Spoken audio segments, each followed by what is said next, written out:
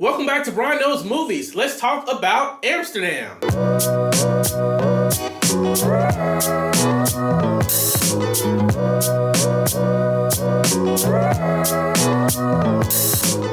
Amsterdam is David O. Russell's most recent film. I love David O. Russell's work. He directed Linings Playbook and The Fighter and Joy and a bunch of other films that you might be familiar with. And this is his most recent huge ensemble type of film. So what's the story about? You know, it's basically a story about friendship. You have Burt, Harold, and Valerie, played by Christian Bale, John David Washington, and Margot Robbie, respectively. They become close-knit friends during World War I. Burt and Harold served the 369th Regiment, which is a predominantly black regiment. In fact, Burt is the only white officer in that regiment. They become very close there. Burt and Harold become injured and are nursed back to health by Valerie. Those three get this unbreakable bond. They become friends. They actually start to serve the poor and the needy and the veterans after the war in Amsterdam.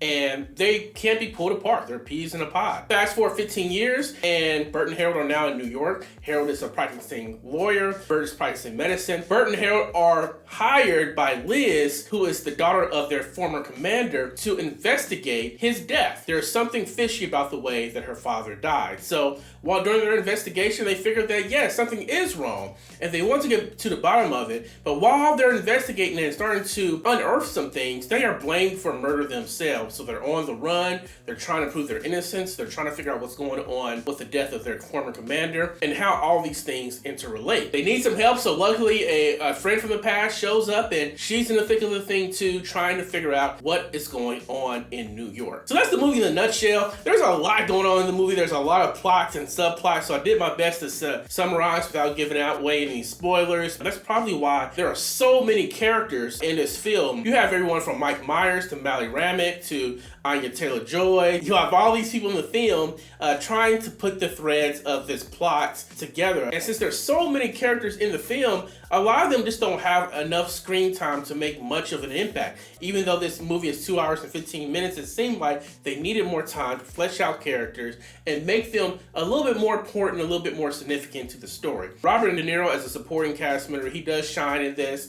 Chris Rock is funny. He's speaking a lot of the truths that you're thinking as they're going through this mystery. But outside of that, the supporting cast is pretty lackluster in terms of what we get from them, just because there's just not time and space for them to really do their thing in this film, in my opinion. There's no room to breathe. But our three leads are great. Christian Bale, he plays his character pretty wonky, pretty whimsical. He's a pretty eclectic guy. He's suffering from a lot of pain from his injuries as a veteran, and so because of that, he self-medicates. He just has access as a doctor to a lot of stuff, so I think that affects his mood and the way that he engages with the world as well. Harold, John David Washington's character, he's the most grounded. He's the one that has it all together of the three friends. And then Margot Robbie, she's just kind of weird, if that's the word I can use. She makes art out of things that you shouldn't make art from, like bullet shrapnel and the ugly things in life she wants. She's infatuated with making pretty. She's a free-spirited woman, if you will. She has a lot of fun,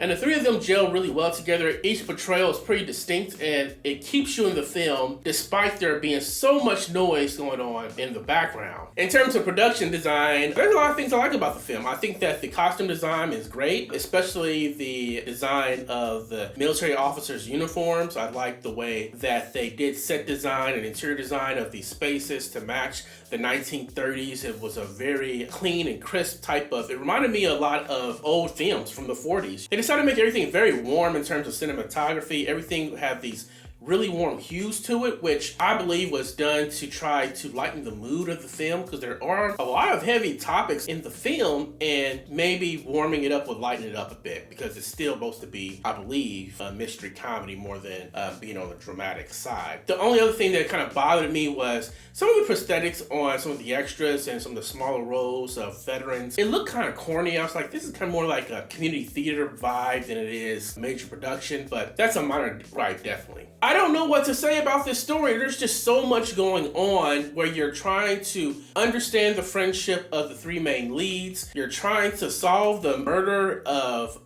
the commander. You're trying to figure out what nefarious players in the background are mitigating and pulling the strings here. And the third act, you're starting to see that the story is even bigger than what you originally thought. There's just a lot going on with this film, and I believe they were using the plot to address as many elements as they can. They wanted to talk about race, they wanted to talk about supporting veterans, they wanted to talk about unchecked capitalism. The movie tries to talk about feminism in a way. There's so many elements of commentary in the film, and they're there to try to connect with the plot in a way that it just becomes really busy. It's a very busy movie. None of these things are really done all that well because it's just too much commentary to really focus on. There were some things that really just made me uncomfortable. You know, they had John David Washington's character Harold navigating this world of the 1930s New York as a successful lawyer who graduated from Columbia Law School, but he's engaging in this world in a way that, you know, black men were not able to engage in the world at that time. Now, I know New York is not down south. Still, the way that he presents himself in these spaces brings a lot of skepticism. He's punching white men in the face and doing all these things that you just don't believe is accurate or would happen with him. He was at Columbia in the 20s or the late 30s. They just started admitting students in the 20s. I looked it up. They were doing cross burnings at Columbia at an Ivy League school in the mid-20s. So he should have had some trauma about that, but there was no trauma there. You didn't see any type of trauma from the military, even though they hint at the racism in the military. Even though he's so close to these other two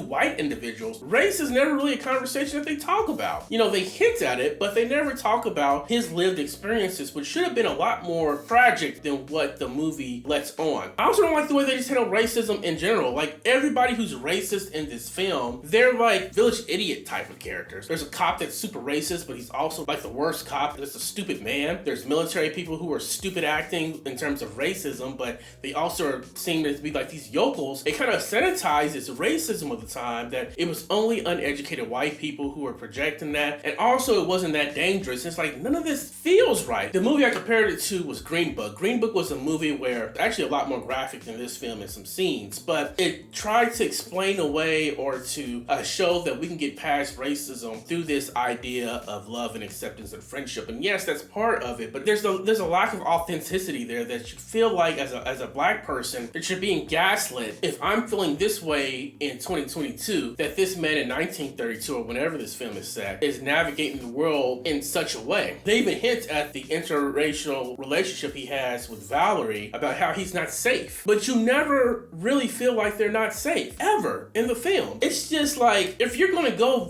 in that direction, you have to go all the way into it, or don't talk about it at all. Don't give me this sanitized version of race relations in New York. I think that the intention behind the film and the intention behind the filmmakers was to be one of optimism, one of joy, one of friendship, and yet I'm looking at this film and I'm just uncomfortable. I'm being gaslit by the relationship of these characters and their relationship with race. Anyway, what's my rating? See it, stream it, or skip it. I love the performances in here, even with it being so garbled in terms of story and too overstuffed. I like the characters, but the issues that it has with race were so uncomfortable. I don't think I would recommend anybody watch this movie. I don't think I'm going to watch it again. I'm going to give this movie a skip it. I just don't think that there's a lot there that's redeemable past the point of some of the issues I talked about earlier about the gaslighting and the fantasy world that they create. It doesn't work. It's borderline offensive. So yeah, it's a skip it. But hey, what do I know? I'm just a guy that loves movies. Let me know in the comment section below what other films kind of make you feel like that. Like, this is a positive film, but I'm not reacting positively to it. I would love to hear your thoughts on this film if you do decide to go see it, or Green Book, or any other films of that ilk. Could you give me some examples?